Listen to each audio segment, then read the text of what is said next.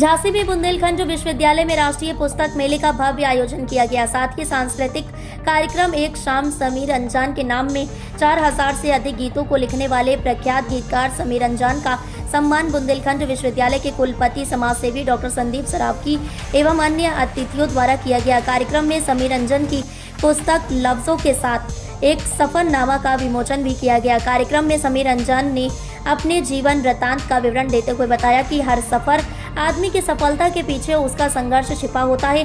अमिताभ बच्चन से लेकर अंबानी तक सभी ने अपने जीवन में संघर्ष किया है। बिना संघर्ष के जो हमें हासिल होता है वह क्षणिक होता है। कार्यक्रम में प्रसिद्ध साहित्यकार विवेक मिश्रा ने युवाओं को लिखने के महत्व के बारे में समझाया। उन्होंने कहा, अपने अंदर की भावनाओं को लेखनी में प्रस्तुत करना ही एक साहित्यकार का मुख्य कार्य होता है। हमारे अंदर विचार तो कई आते हैं, लेकिन उन्हें शब्दों में पिरोना ही असली कला है। संबोधन के क्रम में अंतर्राष्ट्रीय बौद्ध संस्थान के अध्यक्ष हरगोविंद कुशवाहा ने कहा, लेखक बनना आसान कार्य नहीं है, इसके लिए कठिन तपस्या करनी पड़ती है। आज तक विश्व भर में जितना भी साहित्य लिखा गया उसमें रामचरितमानस सर्वश्रेष्ठ है, जो आदिकाल से भविष्य तक जीवन जीने की कला को दर्शाता है। अगले क्रम में समाज सेवी डॉक्टर संदीप ने कहा, बुंदेलखंड विश्वविद्यालय शिक्षा का अभेद दुर्ग है।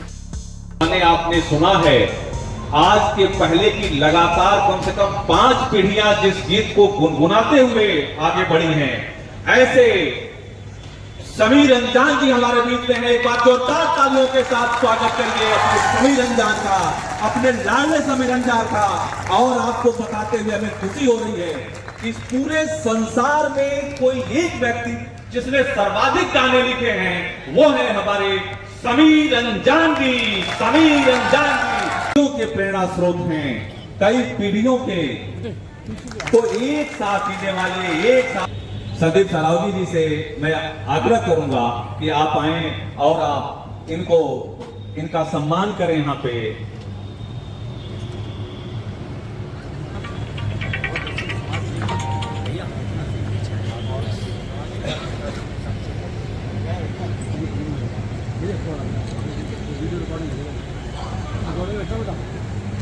ये सम्मान उस कला का सम्मान है, उस गीत को जिसे हम गाते हैं, जिसे हम जीते रहते हैं, ये उसका सम्मान है।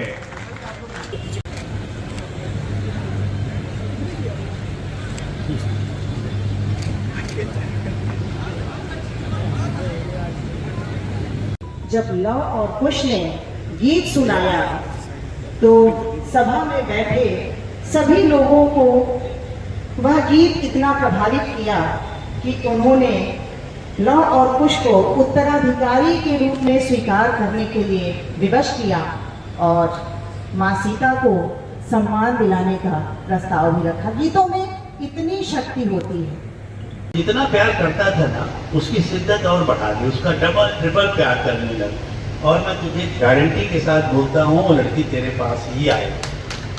फिर 1 महीने बाद आता है, बोलता नहीं गुरुजी गड़बड़ है। तो आप की जो भावना है उसके प्रति बहुत बड़ी हो जाए। वो जो अब तेरे बिन जी लेंगे हम, जहर जिंदगी का पी लेंगे हम, अगर टूटा नहीं होता तो आशिकी लिखी जाती, आपको ऐसा लगता है? जैसे आपने कहा कि आपके पिताजी ने आपके पहले फिल्म फेयर अवार्ड पे ये कहा था कि जो मैंने हासिल नहीं किया वो मेरा बेटा हासिल करेगा। सर, वालिदैन की नज़र में ये जो कॉन्फिडेंस देखने को अपने लिए आपको मिला, तो जब वालिदैन की आंखों में ये कॉन्फिडेंस दिखता है तो संघर्ष के उन छालों में कितना आराम मिलता है।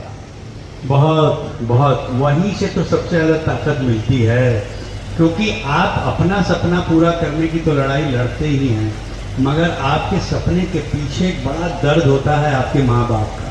हमारा बहुत ही सौभाग्य है। और सर, हमारा प्रश्न है कि आपने जो अपनी बाध्यताएं बताई है कि आपको हमेशा ही श्रोताओं की रुचि के हिसाब से और कहानी के हिसाब से लिखना होता है, तो कभी आपने अपने लिए आत्मीयता से कुछ लिखा हो तो वो कुछ गुनगुना है? वही किताब तो है, आप ले लीजिए, उसको आप पढ़ेंगे तो आपको उसमें वो तमाम कविताएं मिलेंगी जो मैंने फिल्मों में लिखा ही नहीं है। जो मेरी एकांत की कविताएं हैं, जो मेरी तन्हाई की कविताएं हैं, वो सारी उस किताब में है जिसका नाम है समीराना गीत।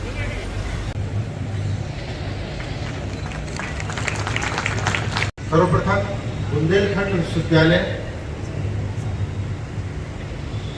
आज अपने परिसर में ऐसी शख्सियत, ऐसी पर्सनालिटी को अपने बीच पाकर आज हम अपने आप को गौरवान्वित महसूस कर रहे हैं और हम बुंदेलखंड विश्वविद्यालय परिवार की ओर से आपको धन्यवाद देते हैं कि आपने विश्वविद्यालय के द्वारा आयोजित इस पुस्तक मेले में उपस्थित रहने को अपनी स्वीकृति प्रदान की और आज हम सबके बीच हम सबसे पहले तालियां बजा